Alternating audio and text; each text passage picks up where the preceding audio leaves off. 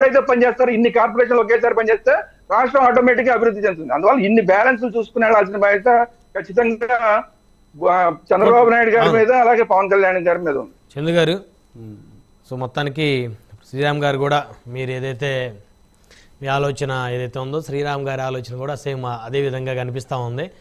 ఇది చాలా క్లిష్టమైనటువంటి సమయం. అంటే సీట్లు ఎమ్మెల్యే సీట్లు పంపకానికన్నా కూడా ఇప్పుడు ఈ 3వ విడత నామినేటెడ్ పదవుల భర్తీ అనేది కొంచెం కత్తి మీద సాములాగా ఉన్నటువంటి పరిస్థితి. ఎందుకంటే సేమ్ ఎమ్మెల్యే సీట్లు విషయంలో కానీ వారికి సంఖ్యా విషయంలో కానీ లేకపోతే అభ్యర్థుల విషయంలో కానీ ఎలాంటి తర్జన పడ్డారో అప్పుడేంటంటే బహిరంగంగా పడేవారు. ఇప్పుడు అలా కాదు, ఆఫీసుల్లోనే కూర్చొని ముఖ్యమంత్రి ఉప ముఖ్యమంత్రి గారు కూర్చొని చర్చించుకోవటం, డిస్కషన్స్. నాకు తెలిసి ఏ మంత్రుల ప్రిఫరెన్స్ కూడా ఇక్కడ లేదనుకుంటా. చంద్ర గారు ఉందా? రికమెండేషన్, మంత్రుల రికమెండేషన్ తోటి ఈ కార్పొరేషన్కి చైర్మన్ ఇవ్వండి అని ఏమన్నా జరుగుతూ ఉందా? లేదు. ఒక centre point of view main అధికారం, బదిలీలు, పదోన్నతులు కావచ్చు అన్నీ కూడా లోకేష్ గారి కంట్రోల్లో జరుగుతుంది అనేది అందరికి తెలిసిన అంశమే. ఓకే. అండ్ కంప్లీట్గా పరిపాలన కేంద్ర ప్రభుత్వం సమన్వయం చేసుకోవటం, రాజధాని నిర్మాణం, పరిశ్రమలు తీసుకురావటం ఆ బాధ్యత చంద్రబాబు నాయుడు గారు. మిగతా కేంద్ర ప్రభుత్వం నుంచి సఖ్యతతో ఉంటా గ్రామాలు అభివృద్ధి చేయటం, గ్రాస్ రూట్ లెవెల్లో ముందుకు తీసుకెళ్లే బాధ్యత పవన్ కళ్యాణ్ గారు. పవన్ కళ్యాణ్ గారు ఎక్కడ మీరు for your kind in Pravesh Babu Naidu గారు ఒక్క రిఫరెన్స్ కూడా ఇవ్వట్లా, కనీసం తిరుపతికి లెటర్ కూడా ఇవ్వట్లా, దేంట్లో జోక్యం చేసుకోవట్లా. అడ్మినిస్ట్రేషన్ అనుభవం ఉన్నదనే ఉద్దేశంతో చంద్రబాబు నాయుడు గారికి వదిలేశారు. అదే అందిపుచ్చుకొని అదే చేతకనదనంగా టీడీపీ భావిస్తే కనుక చాలా చోట్ల ఆరోపణలు వచ్చినాయి. గుంటూరు, కోస్తా, రాయలసీమతో పాటు ఉత్తరాంధ్రలో కూడా ఒకే సామాజిక వర్గానికి ఎక్కువగా పోలీస్ డిపార్ట్మెంట్ కావచ్చు, మిగతా బదిలీల విషయంలో కావచ్చు ఒకే సామాజిక ఇచ్చారని ఆరోపణలు ఉన్నాయి. అంటే ఓపెన్గా చెప్తున్నారు ఆ వాస్తవాలు. దానివల్ల ఏమవుతుంది, ఎంతకాలం 6 కాలం కష్టపడిన వాళ్ళకి, రైతులు ఎలా అయితే వరదలు వచ్చి ఇదవుతారో, దశాబ్దం పార్టీ జెండా మోచిన పరిస్థితి ఏంటి? దాన్ని నమ్ముకున్నారు. టీచర్లో చాలా హెల్ప్ చేశారు, పోలీసుల్లో చాలా అవుట్ రైట్గా చేశారు, వివిధ ఉద్యోగ సంఘాల్లో కూడా చేశారు. వాళ్ళందరూ కూడా డిసప్పాయింట్తో ఉన్నారు. అది పవన్ కళ్యాణ్ గారికి తెలుసో తెలియకో ఐ డోంట్ నో, అది కూడా తెలుసుకొని గ్రాస్ రూట్ లెవెల్లో, ఎందుకంటే ఒక వర్గం, ఒక మనిషిని తన వైపు నిలబడిన వాళ్ళకి, కష్టకాలంలో ఆ పార్టీని ఆదుకున్న వాళ్ళకి ఆసరాగా పవన్ కళ్యాణ్ గారు ఉండాలి.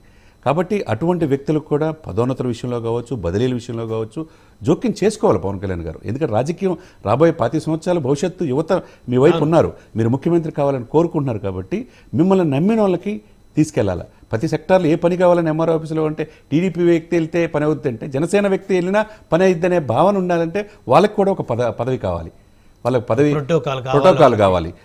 బదిలీల విషయంలో కూడా ఈ రోజు వరకు గౌరవాన్ని ప్రభుత్వం వచ్చి 5-6 మాసాలు అవుతున్నా ఒక్క విషయంలో కూడా పవన్ కళ్యాణ్ గారు అంటే పూర్తిగా 13,336 గ్రామాల్లో ఏవైతే గ్రామసభలు పెట్టి వరల్డ్ రికార్డ్ సాధించారో అదేవిధంగా తన పార్టీని సంస్థాగతంగా నిర్మించుకోవాలి, ప్రాధాన్యత ఇచ్చుకుంటూ ఉండాలి. అదే సమయంలో పార్టీని నమ్ముకున్న వాళ్ళకి కూడా ప్రతి విషయంలో కూడా ఎట్లయితే టీడీపీ ఇంపార్టెన్స్ ఇస్తున్నారో మిగతా ఈ నమ్ముకున్న బడుగు బలహీన వర్గాలు మిగతా అన్నీ ఉన్నాయి, సప్రెస్డ్ గ్రూప్స్, వాళ్ళందరికీ కూడా ప్రాధాన్యత ఈ ప్రభుత్వంలో ఉంటేనే మీరు అనుకున్న కళ నెరవేరిద్ది. ఇందాక సార్ చెప్పాడు, చాలా చక్కగా చెప్పారు. ఎన్నో ఆశలతో ఈ కూటమిని తీసుకొచ్చారు. ఒక టీడీపీతో కానీ కాల ఎంతో సాక్రిఫైస్ చేసి జనసేన బీజేపీ కలిస్తేనే ఈరోజు అధికారంలో వచ్చింది.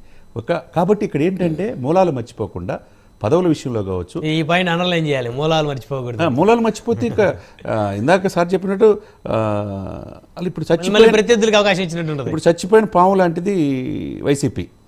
పచ్చిగా చెప్పాలంటే చచ్చిన పాములాగా, అంటే 11 సీట్లకి పరిమితం. 40% ఓటు బ్యాంక్ ఉన్న పార్టీ మళ్ళీ లేకూడదని ఎందుకంటే అంటే వచ్చే కుంభకోణాలు ఉన్నాయి సార్, పోర్టులు కావచ్చు, అన్ని ల్యాండ్ మాఫియాలు ఇవన్నీ కూడా ఒక్కొక్కటి రోజుకి బయటకు వచ్చేదానికి గ్రాఫ్ తగ్గుతుంది. ఈ 40% రేపు ఉంటారో లేదో కాంగ్రెస్ కొంత తీసుకుంటుంది, మిగతా జనసేన వైపు టీడీపీ మొగ్గు వచ్చే వాళ్ళు ఉంటారు. రేపు ఉంటారో లేదో ఇందాక సార్ చెప్పినట్టు 11 సీట్లు కూడా రేపు ఉంటాయో లేని పరిస్థితిలో చేయొచ్చు. వీళ్ళు వ్యూహాత్మక ఉంటే, వీళ్ళు వ్యూహాత్మక లేకుండా టీడీపీ ప్రయారిటీతో జనసేన పట్టించుకోలేదు అనుకోండి, పదవుల విషయంలో కావచ్చు, ట్రాన్స్ఫర్ల విషయం కావచ్చు, అందరూ వాళ్ళే జోక్యం చేసుకున్నారు అనుకోండి, దెబ్బపడింది. అప్పుడు ఎవరికి వైసీపీకి అందిపుచ్చుకునే అవకాశం ఉంటుంది. ఇక్కడ ఎవరు ఫీల్ అవ్వాల్సిన అవసరం లేదు.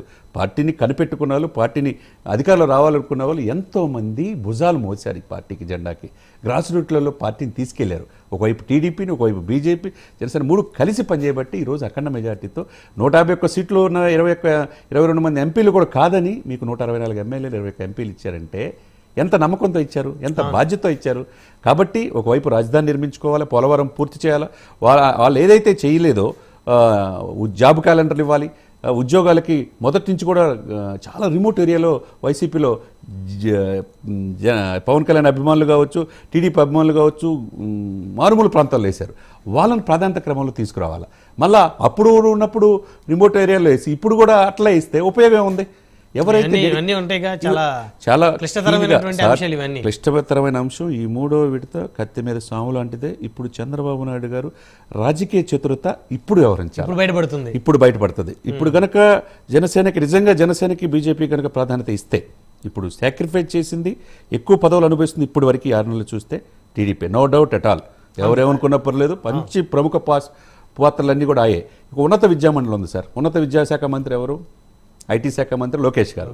ఇప్పుడు ఉన్నత విద్యా మండలి చైర్మన్, సెక్రటరీ కూడా అపాయింట్ చేయాల, 16 యూనివర్సిటీలకు వైస్ ఛాన్సలర్స్ చేయాల. ఇది చాలా వ్యతిరేకత వస్తుంది. ఇటువంటి ప్రాధాన్యత క్రమంలో కంప్లీట్ చేయాల్సిన అవసరం ఉంది. అదేవిధంగా డిపార్ట్మెంట్లో ఒక్క సామాజిక వర్గానికి ప్రాధాన్యత ఇస్తే రేపు దెబ్బపడే అవకాశం ఉంటుంది, మిగతా వాళ్ళు వ్యతిరేకమయ్యే అవకాశం ఉంది. కాబట్టి అతి చూసి వ్యవహరించాలి.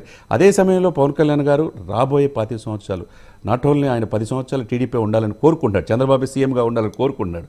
దేశ రాజకీయాల్లో పవన్ ఏంటనేది మనం మహారాష్ట్ర ఎలక్షన్ చూసాం.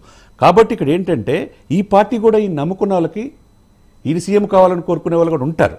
ఉన్న వాళ్ళకు ప్రాధాన్యత ఇచ్చుకోవాలా, పార్టీ సంస్థాగతంగా నిర్మించుకోవాలా, పదవులు కూడా తెచ్చుకోవాల్సిన బాధ్యత పవన్ కళ్యాణ్ గారి మీద ఉన్నది. చూద్దాం ఏం జరిగిద్దో.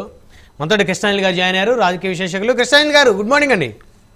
గుడ్ మార్నింగ్ బ్రహ్మనాయుడు గారు, ప్యానెల్లో ఉన్నటువంటి శ్రీనివాస్ గారికి, శ్రీరామ్ గారికి కూడా గుడ్ మార్నింగ్ సార్. 3వ విడత నామినేటెడ్ పదవులకి ఆల్రెడీ లిస్టు చాలా వరకు రెడీ అయిందని తెలుస్తుంది కృష్ణాయిల్ గారు. బహుశా మరి ఇది ఆఖరిది అవ్వచ్చేమో, లేదా ఇంకొక విడత పెడతారేమో. సో ఇప్పుడు పెద్ద ఎత్తున ఆశావాహులు, అదేవిధంగా పోటీ కూడా పెరుగుతూ ఉంది. నవ్వార్ నెవర్ అనే సిచ్యువేషన్, ఇప్పుడు రాకపోతే మళ్ళీ రాదనేది. సో ఇప్పుడు కీలకంగా జనసేన బీజేపీ నుంచి పెద్ద ఎత్తున ఆ పార్టీ అధిష్టానాల చుట్టూతో ఆశావాహులు చక్కెర్లు కొడతా ఉన్నారు. ఒకవేళ ఈ 3వ విడత నామినేటెడ్ పదవుల్లో కూడా మళ్ళీ